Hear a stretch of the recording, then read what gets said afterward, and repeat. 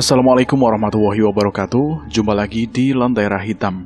Tentunya masih bersama saya Bobby yang akan menceritakan sebuah kisah mistis. Apa kabar teman-teman semua? Semoga kalian sehat selalu, panjang umur, bahagia selalu, dan sukses selalu. Dan pada kesempatan kali ini, saya akan menceritakan sebuah kisah yang berjudul Korban Pesugihan. Cerita ini ditulis oleh Jaler Wijayanto. Terima kasih buat penulis yang sudah mengizinkan kami untuk menceritakan kisah ini. Dan buat teman-teman yang baru bergabung di channel ini, silahkan klik tombol subscribe dan tombol loncengnya agar kalian tidak ketinggalan cerita terbaru dari kami. Oke, kita langsung saja menuju ke ceritanya.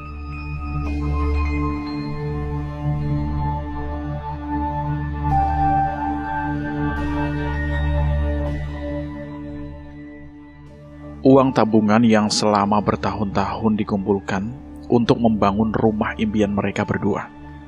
Akhirnya habis, tidak tersisa, hanya dalam waktu yang singkat. Hal itu terjadi karena Mas Yanto yang saat itu tidak bekerja dan mencoba memulai usahanya di bidang kuliner.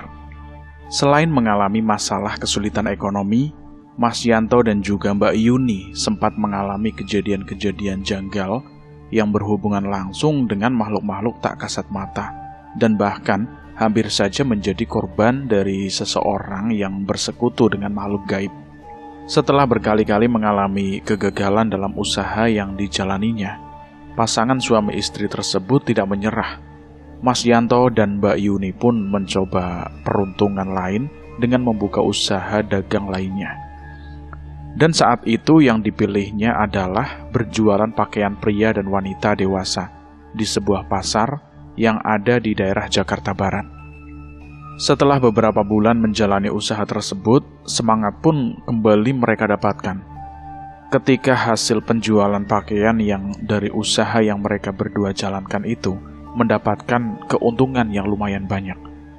Akan tetapi, baru saja beberapa bulan mereka merasakan hasil dari usaha dagang mereka, Mas Yanto dan Mbak Yuni pun kembali mendapatkan sebuah masalah.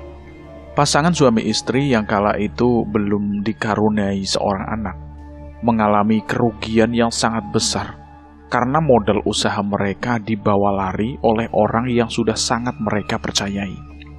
Untuk mendapatkan barang dagangan dengan kualitas yang bagus serta harga yang lumayan murah, Mas Yanto dan Mbak Yuni pun mendapatkan supplier barang yang terbilang cukup ramah di kantong.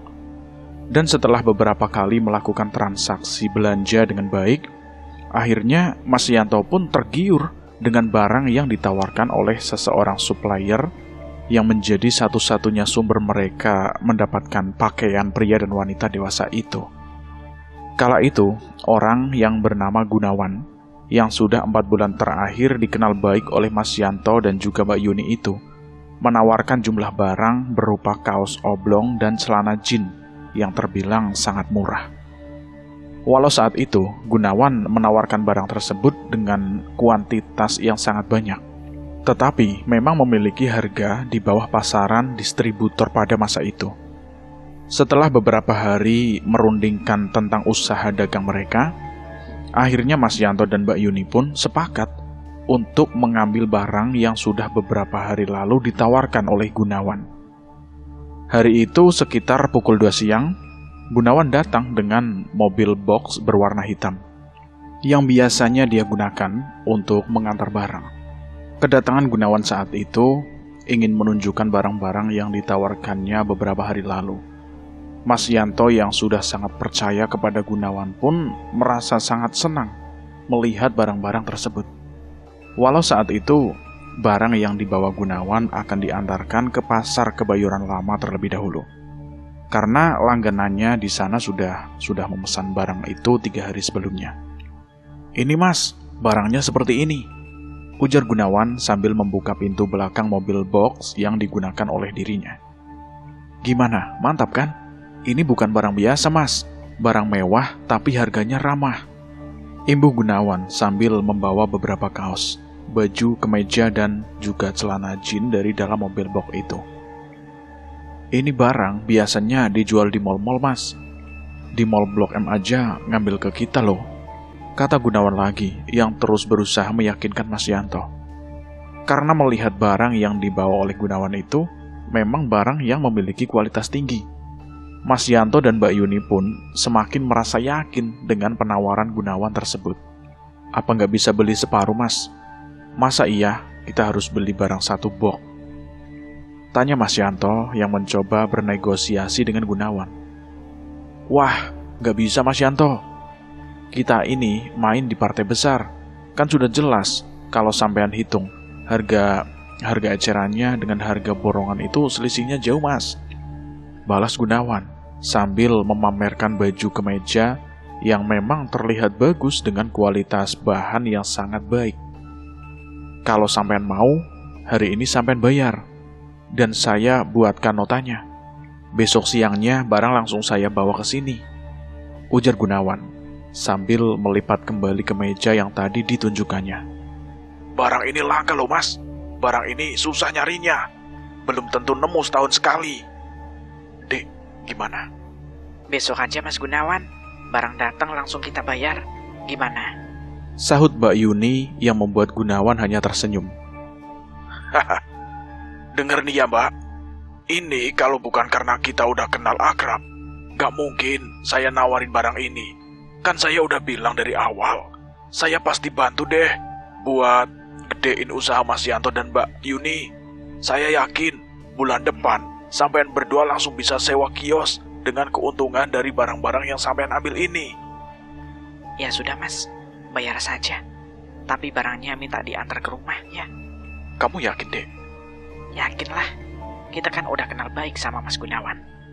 Dengan harapan yang sangat besar karena terbuai oleh angan-angan akan mendapatkan keuntungan yang sangat besar, Mas Yanto dan Mbak Yuni pun mantap untuk membayar barang yang belum ada di tangan mereka. Sebuah masalah baru pun datang menghampiri kehidupan pasangan suami istri yang sangat giat dalam bekerja itu. Setelahnya mereka menyerahkan semua uang simpanan mereka kepada Gunawan. Setelah menandatangani nota pembelian dan menyerahkan uang kepada Gunawan, Mas Yanto pun merasa ada sesuatu yang janggal pada dirinya hari itu. Karena semua sudah terjadi, Mas Yanto pun lalu membuang jauh-jauh pikiran negatifnya yang sempat berprasangka buruk kepada Gunawan hari itu. Gunawan pun pergi dengan membawa uang yang jumlahnya cukup banyak, dan hanya meninggalkan 3 potong kemeja berwarna putih, 3 potong celana jeans ukuran orang dewasa, dan setengah lusin kaos oblong dengan merek ternama kala itu. Keesokan harinya, Mbak Yuni yang biasa ikut ke pasar untuk bergantian menjaga barang dagangannya pun memilih tinggal di rumah untuk menunggu kedatangan Gunawan. Gunawan yang sudah beberapa kali datang ke rumah Mas Yanto dan juga Mbak Yuni itu juga sudah dikenal oleh para tetangga yang tinggal di sekitar rumah kontrakannya. Ketika hari semakin sore, Mbak Yuni pun mulai merasa gelisah. Gunawan yang berjanji akan datang ke rumahnya itu tidak juga muncul sedari tadi. Sekitar pukul 8 malam, Mas Yanto yang pulang dari pasar dengan wajah ceria seketika menjadi resah karena dia belum melihat tumpukan barang yang dijanjikan oleh Gunawan di rumahnya. Dan akhirnya, sepasang suami istri itu mulai merasa takut jika Gunawan tidak menepati janjinya. 3 hari sudah berlalu, hari-hari di mana Mas Yanto menyerahkan semua uang simpanannya untuk membeli barang yang sudah dijanjikan oleh Gunawan. Tapi hingga pukul 3 sore, Gunawan juga tidak kunjung datang ke rumah Mas Yanto dan Mbak Yuni. Rasa kesal bercampur rasa pasrah pun mulai dirasakan oleh keduanya. Karena hingga malam hari, Gunawan tidak juga kunjung datang ke rumah mereka berdua. Jangan-jangan kita kena tipu sama Gunawan, Dek. Aduh Mas, jangan berpikiran yang tidak-tidak.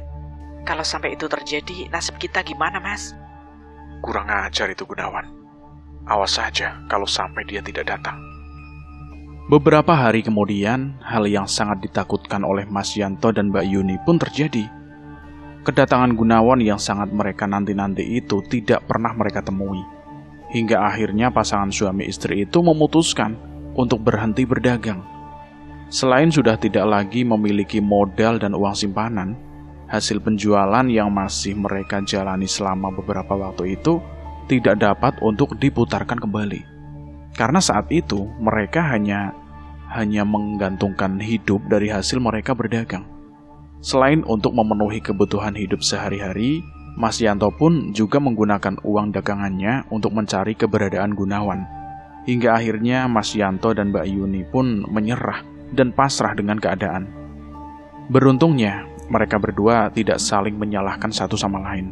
Karena memang pada waktu itu, mereka memberikan uang tersebut pada kesepakatan mereka berdua. Hari-hari sulit pun mulai dijalani pasangan suami istri yang juga sangat mendambakan hadirnya seorang buah hati. Dengan keterpurukan ekonomi mereka, keduanya pun sepakat untuk bekerja serabutan demi mencukupi kebutuhan hidup mereka di kota Jakarta. 3 bulan berlalu dari hari di mana harapan dan angan-angan Mas Yanto dan Mbak Yuni dibawa terbang tinggi oleh Gunawan.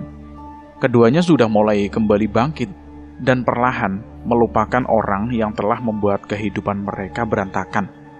Mbak Yuni yang mulai bekerja di sebuah pasar sayuran di daerah Jakarta Barat yang sering disebut warga dengan pasar kaget, mulai mendapatkan penghasilan dari kerja kerasnya membantu Ibu Ningsih yang memiliki warung sayur cukup besar di daerah tersebut. Dan sementara Mas Yanto sudah bekerja sebagai kuli bangunan dan juga memiliki penghasilan dari pekerjaannya itu. Seiring berjalannya waktu, Mbak Yuni yang memang sangat rajin dalam bekerja mulai mendapatkan tawaran usaha dagang dari Ibu Ningsih. Saat itu, ada sebuah kios kosong tepat di sebelah kios yang sudah disewa oleh Ibu Ningsih lebih dari 5 tahun lamanya. Tawaran usaha dengan sistem bagi hasil itu pun disambut baik oleh Mbak Yuni. Apalagi saat itu Bu Ningsih juga mengatakan, jika nanti Mbak Yuni sudah memiliki modal, maka usaha warung sayurnya tersebut dapat dijalankan secara mandiri. Kabar baik itu pun disambut gembira oleh Mas Yanto. Dia tidak menyangka jika akan bertemu dengan orang sebaik Bu Ningsih yang mau membantunya di saat-saat sulit dalam kehidupannya. Singkat cerita, Mbak Yuni pun mulai membuka kiosnya sendiri dengan modal awal yang diberikan oleh Bu Ningsih.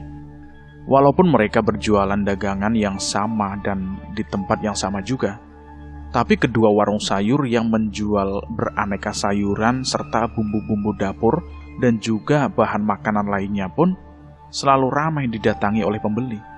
Bahkan sebelum jam 12 siang, baik Mbak Yuni maupun Ibu Ningsih sudah menutup warung sayuran itu untuk pulang dan beristirahat. Semakin hari, usaha warung sayuran yang dikelola oleh Mbak Yuni pun semakin ramai pembeli. Hingga akhirnya Mas Yanto pun memilih membantu istrinya berjualan di pasar yang berada di lingkungan padat penduduk itu. Hal sama pun terjadi dengan warung milik Bu Ningsih. Walaupun warung di sebelahnya ramai, tapi warung Bu Ningsih pun tidak pernah sepi pembeli dan dagangan yang dibawanya selalu habis terjual. Beberapa bulan kemudian, Mbak Yuni yang sudah mendapatkan modal dari hasil dia berjualan pun mengutarakan maksudnya untuk mengembalikan modal yang diberikan oleh Bu Ningsih. Dan dengan senang hati dan rasa bangga, Bu Ningsih pun menerima uang yang dulu diberikan kepada Mbak Yuni sebagai modal awal. Alhamdulillah, kamu memang hebat, Yuni. Kamu sudah berhasil mengelola uang dengan baik. Saya sangat kagum dengan kerja keras kamu, dan saya bangga sama kalian berdua, ujar Ibu Ningsih dengan wajah berseri-seri ketika mengetahui jika kini Mbak Yuni dan Mas Yanto akan memulai usaha dagangannya dengan modal yang mereka miliki sendiri. Jadi mulai minggu depan, uang sewa kiosnya kamu bayarkan langsung saja ke Pak Yendi ya. Bilang saja, kamu sudah mandiri sekarang. Alhamdulillah, Ibu senang sekali hari ini. Terima kasih banyak ya Bu Ningsih. Saya dan istri saya berhutang budi yang sangat besar kepada Bu Ningsih dan keluarga. Karena biar bagaimanapun, berkat bantuan Ibulah, kami sekarang bisa mulai mandiri, Bu. Sama-sama, Mas Yanto. Yang penting, sekarang kamu lebih rajin lagi. Karena kamu harus membayar uang sewa kios ini sendiri ya. Dan kamu juga harus menabung untuk kelahiran bayimu nanti, ya. Iya, Bu. Terima kasih banyak ya, Bu Ningsih. Kamu kan lagi hamil muda. Jangan terlalu lelah. Jaga kesehatan kamu. Dan kamu juga harus sering pergi ke bidan untuk mengetahui perkembangan janinmu itu, ya. Walaupun merasa sangat senang dan bahagia hari itu, tapi Mbak Yuni merasa aneh dengan Bu Ningsih. Entah mengapa dia mengatakan jika Mbak Yuni sedang hamil saat itu. Padahal Mbak Yuni sendiri belum tahu akan hal itu. Mas, kok aku heran ya sama Bu Ningsih. Kok dia tadi bilang kalau aku hamil, Mas? Kamu itu bagaimana sih, Dek? Ya pastinya Bu Ningsih tahulah. Dia kan juga seorang ibu yang pernah mengandung. Dan dia pasti tahulah ciri-ciri orang hamil itu gimana. Karena dia sudah pengalaman. Kan Bu Ningsih juga punya anak perempuan. Dan dia sudah punya cucu juga kan? Tapi, apa kamu hamil beneran, Dek? Aku sudah 3 minggu gak haid, Mas. Dan mulai mual juga kalau pagi. Alhamdulillah, akhirnya kita bisa punya anak, Dek. Seiring berjalannya waktu, kehamilan Mbak Yuni pun semakin besar. Karena hal itulah, Mas Yanto mengambil alih warung sayur yang selama ini lebih banyak dipegang oleh istrinya tersebut. Untuk memudahkan usahanya, Mas Yanto dan Mbak Yuni pun sepakat mencari seseorang untuk membantu Mas Yanto berdagang di pasar setiap harinya. Beberapa bulan pun berlalu, semua terasa baik-baik saja. Tidak ada satu permasalahan pun yang hadir dalam kehidupan Mas Yanto dan juga Mbak Yuni. Warung sayurannya terlihat lebih ramai lagi, dan juga Bu Ningsih lebih sering menjenguk Mbak Yuni di rumahnya untuk memastikan keadaannya baik-baik saja. 9 bulan pun berlalu begitu cepat. Hari perkiraan kelahiran dari buah hati Mas Yanto dan Mbak Yuni pun semakin dekat. Dan kedua calon orang tua itu pun tidak sabar menunggu buah hati mereka hadir dalam pelukannya. Karena kedua orang tua Mas Yanto dan juga Mbak Yuni itu ada di kampung halaman mereka. Maka yang dapat mereka minta bantuan adalah para tetangga terdekat. Selain itu, Bu Ningsih yang terlihat ikut bahagia menjelang kelahiran buah hati Mbak Yuni itu pun mulai ikut mempersiapkan semuanya. Walau merasa sangat sungkan dengan bantuan-bantuan yang diberikan oleh Bu Ningsih, tapi Mas Yanto dan juga Mbak Yuni merasa sangat bahagia. Bagaimana tidak, pasangan muda yang jauh dari sanak saudara dan juga kedua orang tua mereka itu tidak pernah menyangka akan mendapatkan sosok ibu sekaligus orang tua seperti Ibu Ningsih di tanah perantauan kota Jakarta. Jakarta, tanggal 22 Januari 1999, menjadi hari bahagia yang sangat dinanti oleh Mas Yanto dan juga Mbak Yuni. Setelah 5 tahun lebih hidup berumah tangga, akhirnya mereka berdua pun dikaruniai seorang bayi perempuan yang lahir dalam keadaan normal. Setelah melalui cobaan-cobaan berat dalam mengarungi bahtera rumah tangga, akhirnya mereka pun kembali mendapatkan kebahagiaan yang seolah menghapuskan pengalaman pahitnya setelah ditipu mentah-mentah oleh Gunawan. Dengan kehadiran sang buah hati, Mas Yanto pun semakin giat dalam bekerja. Dia bersama Dedi yang saat itu menjadi orang kepercayaannya melalui kegiatan belanja di pasar induk lebih awal dari biasanya. Mas Yanto pun mulai menambah barang dagangannya, hingga warungnya semakin terlihat lebih besar dari warung milik Bu Ningsih. Bu Ningsih sendiri seolah tidak terganggu dengan kemajuan dari warung milik Mas Yanto dan juga Mbak Yuni. Bahkan, Bu Ningsih mengusulkan kepada Mas Yanto supaya membuka warung seharian penuh dan menambah lagi barang-barang dagangannya menjadi kebutuhan sehari-hari. Usulan dari Ibu Ningsih pun diterima oleh Mas Yanto. Setelah sebelumnya berunding dengan istrinya dan dengan menambah lagi orang yang bekerja membantunya, usaha warung sayuran dan bahan makanan tersebut pun dapat meningkat dengan pesat hanya dalam waktu 3 bulan saja. Akan tetapi di balik peningkatan usaha warung sayur milik Mbak Yuni dan juga Mas Yanto, ada sebuah permasalahan baru yang membuat kebahagiaan yang baru saja dirasakan oleh pasangan suami istri seolah sirna. Saat itu di usia putrinya yang sudah menginjak 5 bulan. Kejadian yang tidak pernah disangka-sangka dan tidak pernah diharapkan datang mendatangi Mas Yanto dan juga Mbak Yuni. Buah hati yang sangat disayangi itu tiba-tiba saja mengalami demam tinggi tanpa sebab yang jelas. Selain mengalami demam, muncul lebam berwarna biru kehitaman di bagian leher, dada, dan kaki dari bayi perempuan yang sangat menggemaskan itu. Dan yang membuat Mas Yanto dan Mbak Yuni merasa sangat sedih adalah kepergian dari buah hatinya itu untuk selamanya. Setelah demam tinggi yang dialami bayi mungil tersebut yang disertai munculnya lebam berwarna biru kehitaman di tubuhnya. Baru saja beberapa bulan merasakan kebahagiaan, namun cobaan hidup kembali harus dirasakan oleh Mbak Yuni dan juga Mas Yanto. Dan untuk menghilangkan kesedihannya, Mbak Yuni pun memilih kembali menyibukkan dirinya di pasar dengan ikut berjualan dan mengurus warung sayuran yang dirintisnya sedari dia bekerja membantu usaha milik Bu Ningsih. Kehidupan Mas Yanto dan Mbak Yuni pun kembali normal.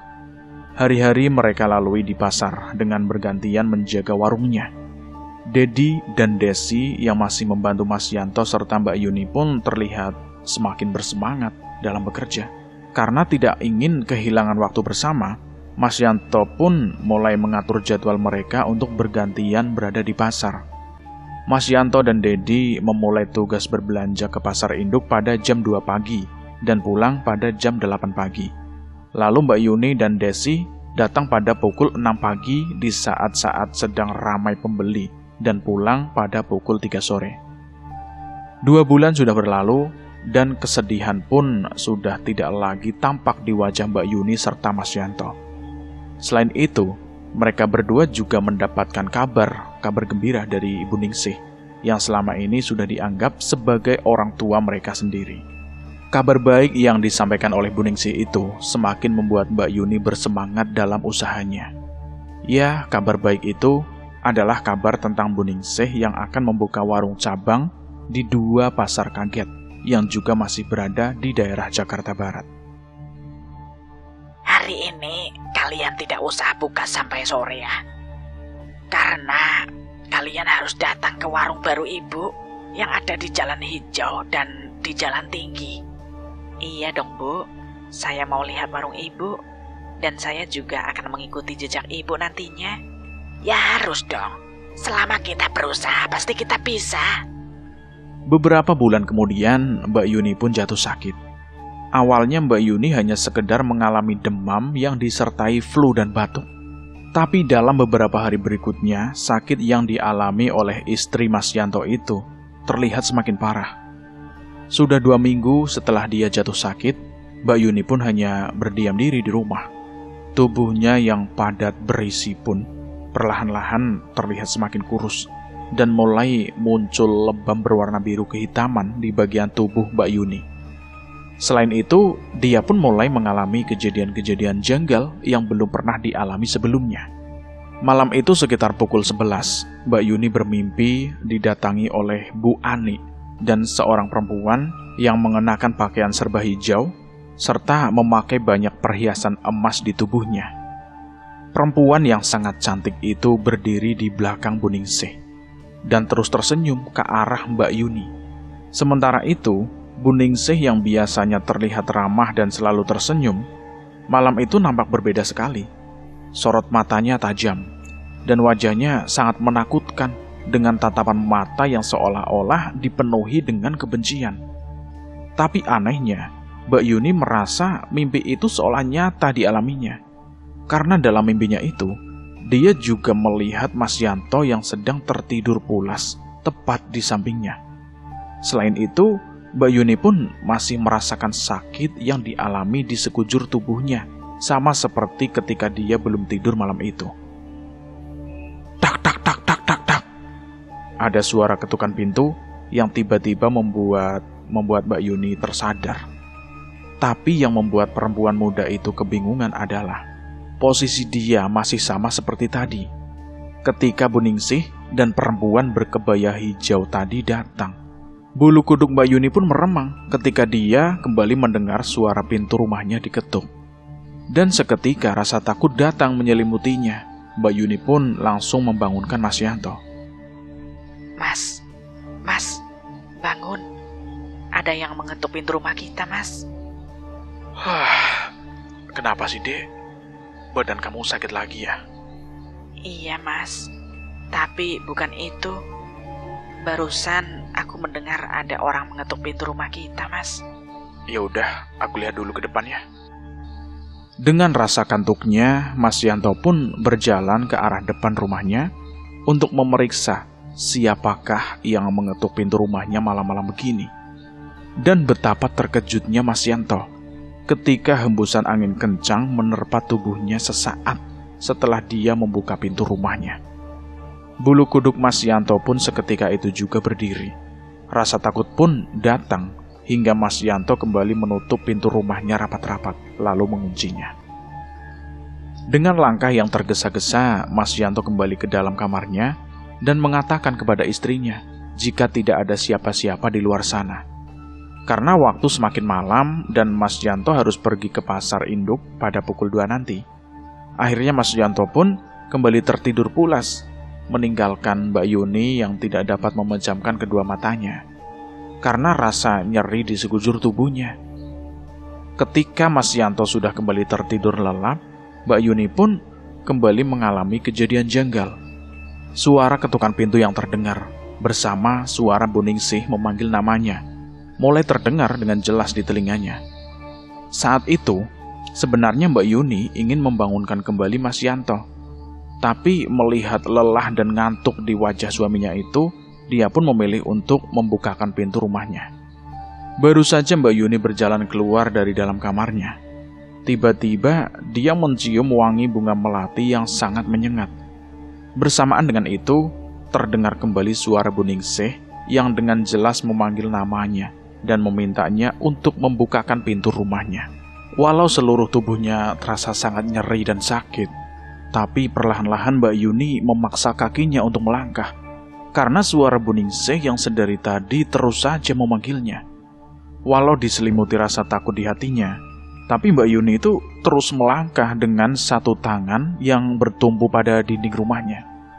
Dan begitu sampai di depan pintu, wangi menyengat bunga melati pun tiba-tiba menghilang dan berganti dengan bau anjir darah yang langsung membuat Mbak Yuni merasa sangat mual. Walaupun begitu, Mbak Yuni terus mencoba meraih gagang pintu dan dengan sekuat tenaga mulai memutar anak kunci yang selalu digantung pada lubang kunci di pintu tersebut. Sesaat sebelum anak kunci yang sudah 1 kali diputar oleh Mbak Yuni itu terbuka, Mas Yanto tiba-tiba memegang tangan seraya memberi isyarat kepada Mbak Yuni untuk diam dan tidak bersuara. Entah karena merasa terkejut dengan kehadiran suaminya atau karena hal lain, tubuh Mbak Yuni mulai bergetar dan wajahnya terlihat sangat pucat. Mas Yanto yang merasa sangat khawatir dengan keadaan istrinya itu langsung menggendong tubuh kurus sang istri dan pelan-pelan berjalan kembali ke kamarnya. Aku tadi melihat orang perempuan, Mas, dari balik gorden jendela. Itu bukan orang, Dek. Gak mungkin ada orang yang mau bertamu pada jam segini lah. Gak mungkin. Jangan tinggalin aku di rumah sendirian ya, Mas. Aku takut. Iya, Dek. Aku akan menjagamu. Sekarang sebaiknya kamu tidur ya. Tak lama kemudian, Mbak Yuni pun dapat tertidur dengan pulas hingga azan subuh terdengar berkumandang pagi itu. Hari itu, Mas Yanto yang tidak berbelanja sayuran dan membuka warungnya meminta Dedi dan juga Desi untuk datang ke rumahnya karena dia merasa sepi dan mulai sangat mengkhawatirkan keadaan istrinya. Desi dan Dedi yang juga merasa sangat prihatin dengan kondisi Mbak Yuni saat itu membantu Mas Yanto di rumahnya sambil menemani Mas Yanto dan juga Mbak Yuni. Mas, dulu saudaraku pernah sakit seperti Mbak Yuni juga loh, Mas. Tubuhnya tiba-tiba kurus dan sering bermimpi buruk hingga sering diganggu oleh setan, Mas. Shh, ngomongnya pelan-pelan, Mas Den. Nanti istriku dengar loh. Semalam aku dan istriku juga mengalami hal yang aneh. Ini lihat, jadi merinding aku kalau cerita.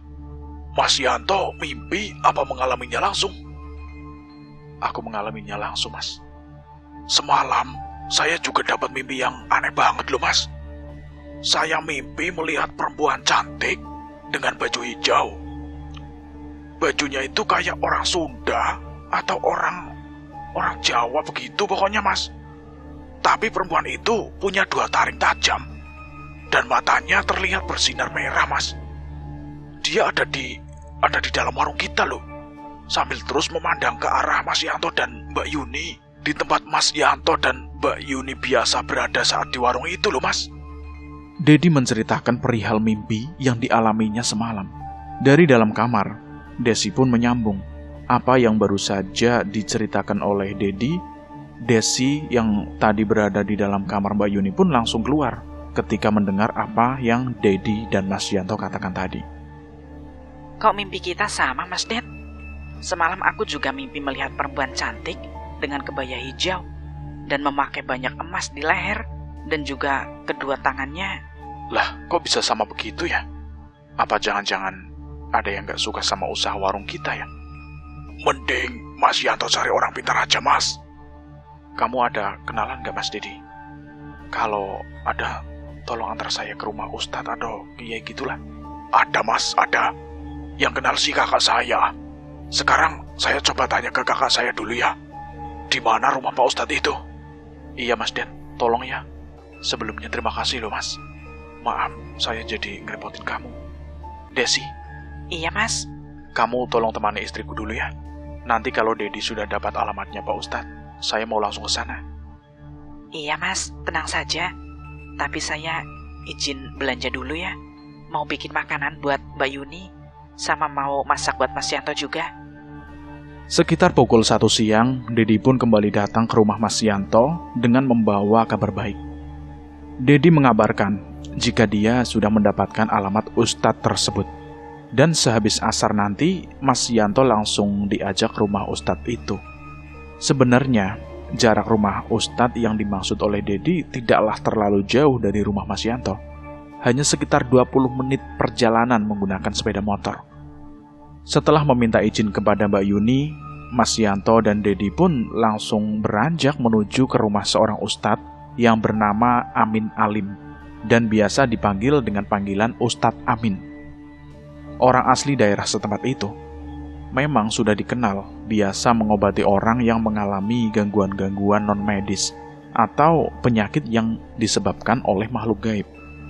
Sesampainya Dedi dan Mas Yanto di rumah Ustadz Amin, mereka berdua harus menunggu agak lama untuk dapat bertemu dengan beliau. Tapi yang membuat Dedi dan juga Mas Yanto terkejut adalah ketika Ustadz Amin keluar dari dalam rumahnya, dari rumah beliau, dia langsung memberikan 2 gelas air putih dan keduanya diminta untuk menghabiskan air tersebut. Kalau datang kemari, jangan bawa-bawa demit, Mas.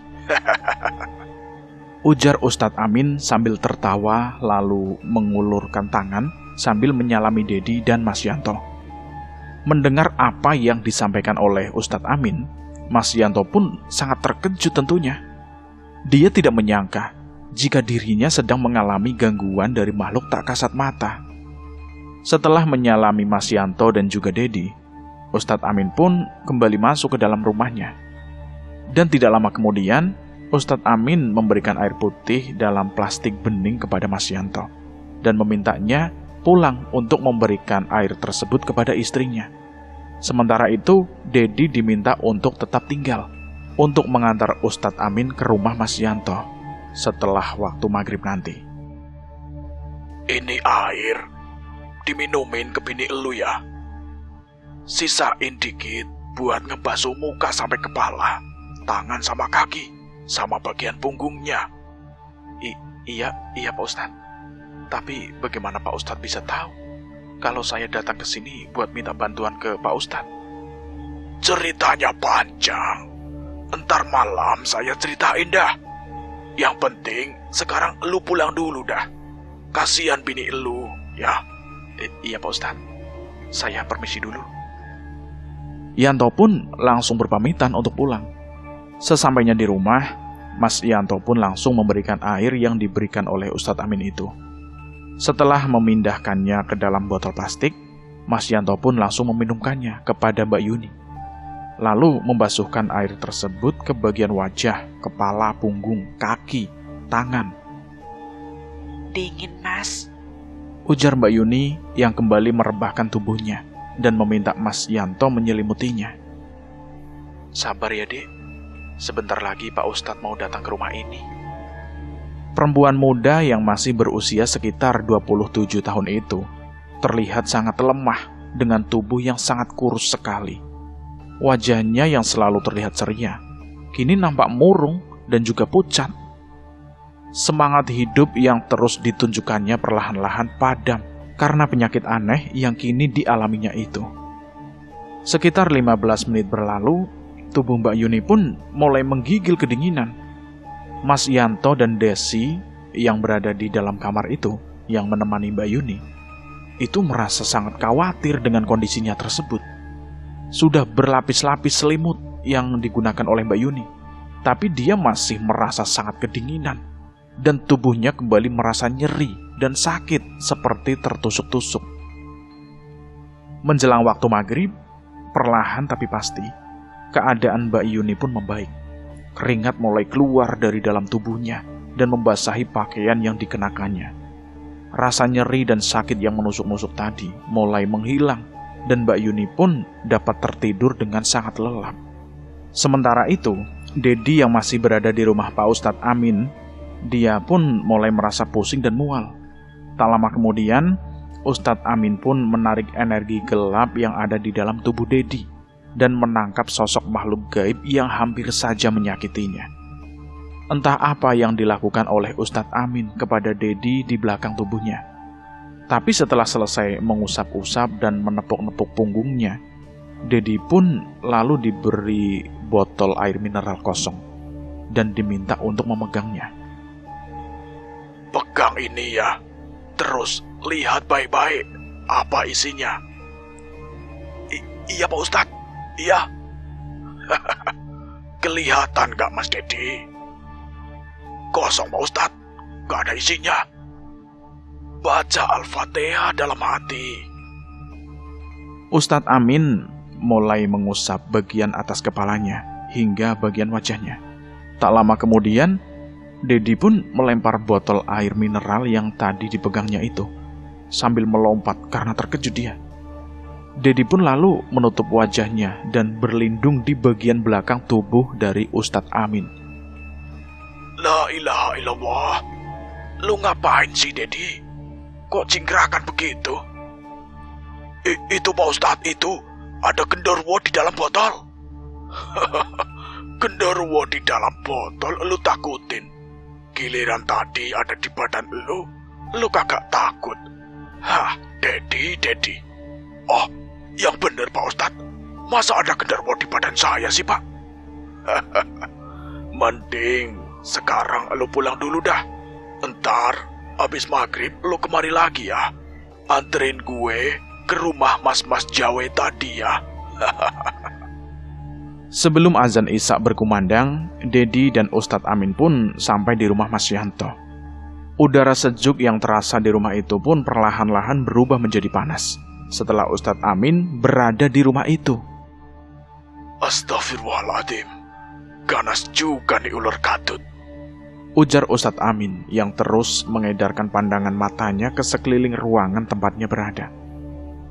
Mas, ambil wudhu dah, kita ngaji sekarang juga, kata Ustadz Amin yang sudah selesai menetralisir energi gelap yang ada di rumah Mas Yanto dan membuat pagar gaib setelahnya.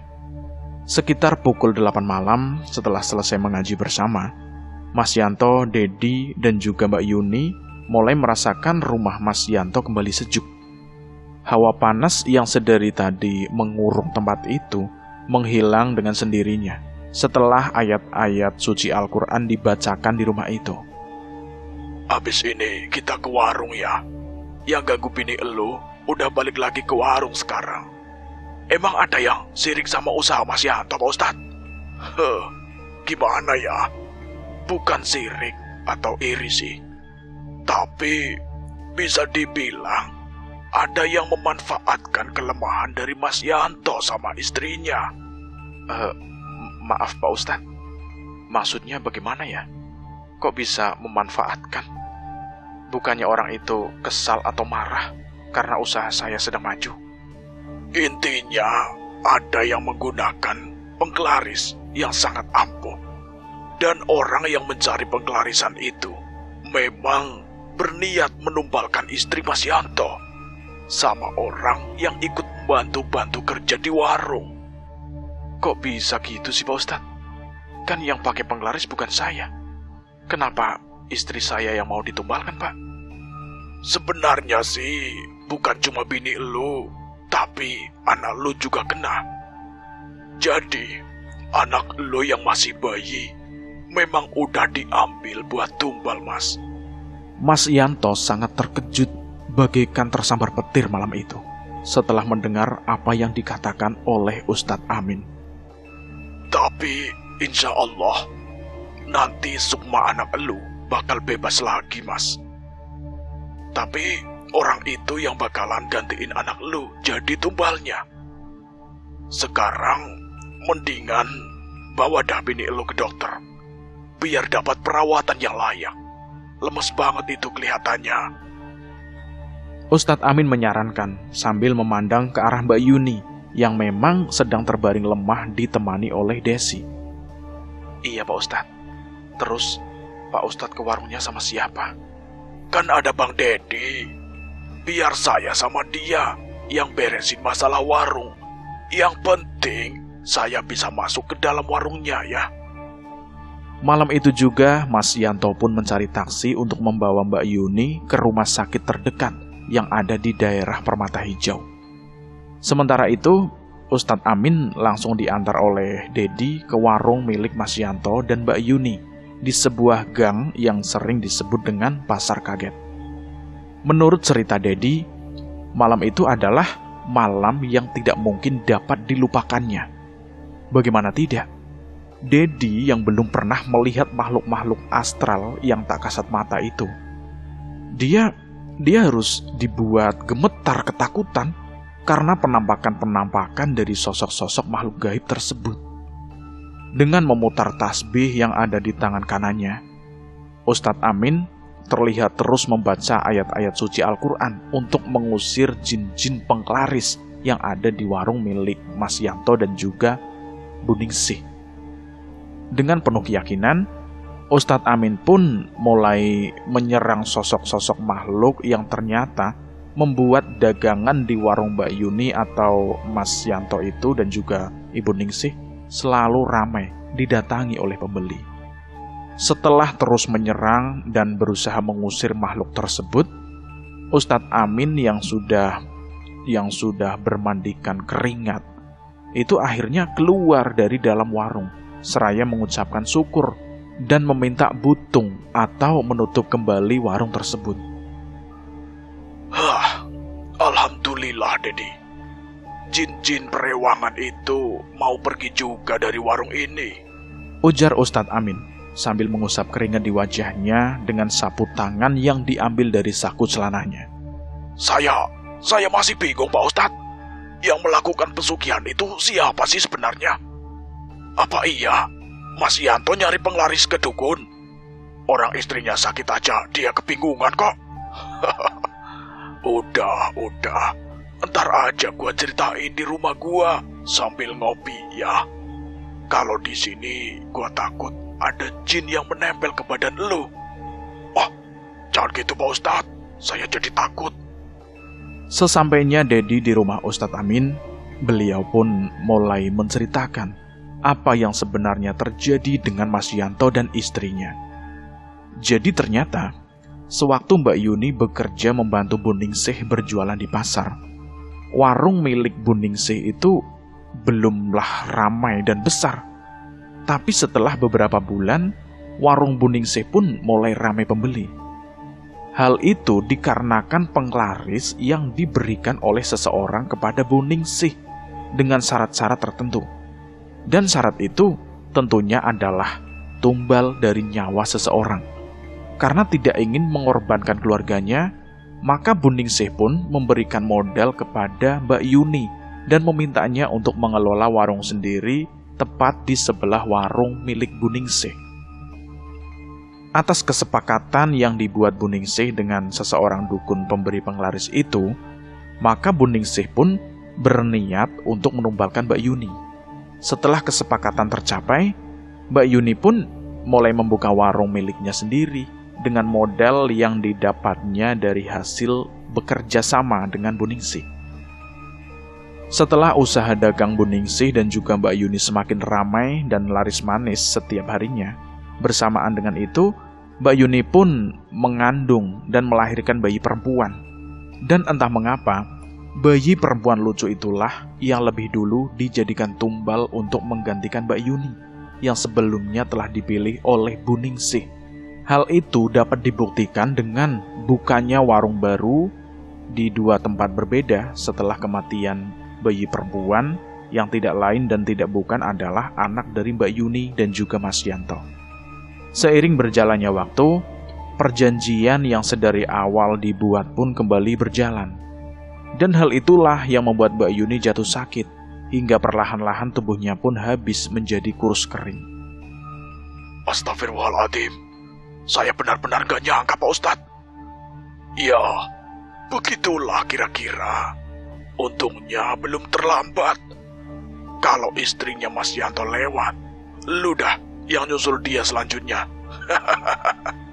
Beberapa hari berlalu dari kejadian malam itu, kondisi Mbak Yuni pun mulai membaik, walau sempat dirawat selama 2 hari di rumah sakit yang ada di daerah Permata Hijau.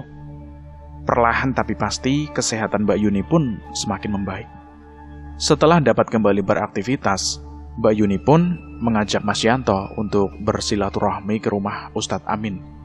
Saat itu, Mbak Yuni belum sempat mengucapkan terima kasih atas bantuan yang telah diberikan oleh Ustadz Amin. Selain itu, Mbak Yuni pun hendak menanyakan tentang warung sayur itu. Gak apa-apa, lanjutin dan usaha dagang lu berdua. Insya Allah aman dah. Entar juga orang yang main-main sama makhluk gaib itu bakal kena akibatnya. Setelah kondisi kesehatannya benar-benar pulih, Mbak Yuni pun kembali menjalankan aktivitas seperti biasanya. Dia pun kembali berjualan sayur-sayuran di Pasar Kaget, yang memang masih sangat ramai pembeli hingga saat ini. Tetapi selama beberapa hari Mbak Yuni berada di warungnya, dia belum juga bertemu dengan Buningsih. Padahal biasanya, Buningsih selalu berada di warungnya sendiri pukul 6 pagi. Berbeda dengan hari ini. Hari berikutnya Mbak Yuni dan Mas Yanto pun dia dikejutkan dengan kabar sakitnya Buningsih. Dan pada hari itu juga Mbak Yuni mengajak Mas Yanto untuk menjenguk Buningsih di rumahnya. Betapa terkejutnya Mbak Yuni dan juga Mas Yanto tatkala bertemu Buningsih di rumahnya. Perempuan parubaya dengan tubuh gemuk itu kini terlihat kurus dan terbaring dengan lemah. Selain itu, di sekujur tubuhnya dapat lebam-lebam berwarna biru kehitaman yang sama persis dengan yang ada di beberapa bagian tubuh Mbak Yuni serta bayi perempuannya yang sudah meninggal. Tidak ingin berburuk sangka kepada orang yang telah berjasa dalam hidupnya itu, Mbak Yuni pun tetap mendoakan kesembuhan untuk perempuan yang sudah dianggapnya sebagai orang tuanya sendiri.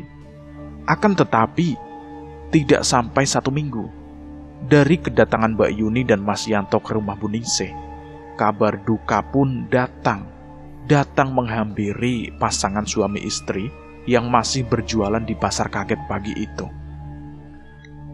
Kabar duka yang menggemparkan pasar itu datang dari kediaman Buningsih yang mengabarkan kematiannya. Setelah kematian Buningsih, Mbak Yuni pun merasa sangat tertekan dengan gangguan-gangguan yang dialaminya. Selama 7 hari setelah kematian Buningsih, Mbak Yuni selalu mendengar suara Buningsih menangis, meminta tolong, dan terkadang merintih kesakitan. Selain itu, Mbak Yuni pun selalu bermimpi ditemui oleh Buningsih dan diminta untuk menemaninya. Salah satu mimpi yang menurut Mbak Yuni menakutkan adalah dia dan almarhum anak perempuannya dibawa oleh beberapa manusia yang bertelanjang dada dan tubuhnya dipenuhi bulu coklat kehitaman. Selain itu, yang paling menyeramkan, ada orang-orang itu berkepala binatang, menyeramkan dengan berbagai macam rupa. Tubuh Mbak Yuni pun dipaksa untuk ikut bersama mereka, sambil terus diminta berjalan mengikuti langkah kaki dari Bu Ningsih. Mbak Yuni pun sempat beberapa kali dicambuk dan diseret oleh makhluk-makhluk menyeramkan itu. Beruntungnya saat itu, Mas Yanto langsung meminta tolong Dedi untuk memanggil Ustadz Amin. Dan betapa terkejutnya beliau ketika mengetahui apa yang sedang terjadi dengan sukma dari Mbak Yuni. Setelah Ustadz Amin berjibaku dengan sebuah pertarungan di alam lain, akhirnya sukma Mbak Yuni pun dapat kembali ke tubuhnya. Dan setelah mimpi mengerikan yang dialami itu, Mbak Yuni pun jatuh sakit selama beberapa minggu. Selain itu, hal yang sangat memilukan pun terjadi kepada Mas Yanto serta Mbak Yuni. Mereka berdua harus merelakan warungnya habis terbakar bersama warung Bu Ningsih yang tepat berada di sebelah warung milik Mbak Yuni. Setelah Mbak Yuni kembali pulih seperti sedia kala, dia dan suaminya pun mencoba beruntungan baru dengan mulai usaha yang minim dari gangguan-gangguan makhluk-makhluk tak kasat mata. Mbak Yuni dan Mas Yanto pun akhirnya membuka usaha pembuatan bakpia yang hingga saat ini masih berjalan dan terus berkembang. Dan begitulah ceritanya tentang hampir saja keluarga Mas Yanto dan Mbak Yuni menjadi sebuah tumbal pesugihan. Dan cerita ini dikisahkan oleh Wijayanto. Mungkin ini sebuah kisah nyata. Dan menurut kalian bagaimana tentang cerita ini? Silahkan tulis di kolom komentar. Dan terima kasih buat kalian semua yang sudah mendengarkan cerita ini sampai habis. Semoga kalian dalam lindungan Allah Subhanahu wa Ta'ala, sehat selalu, bahagia selalu, dan selalu dimudahkan segala urusannya. Dan saya mohon maaf jika ada kesalahan kata. Saya pamit undur diri. Wassalamualaikum warahmatullahi wabarakatuh.